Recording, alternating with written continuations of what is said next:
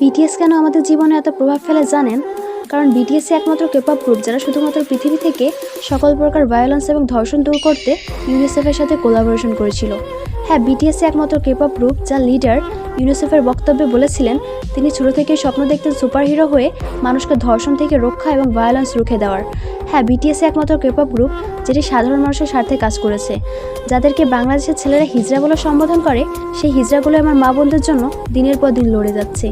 সেখানে আপনার বাংলাদেশি ছেলে কী করছে?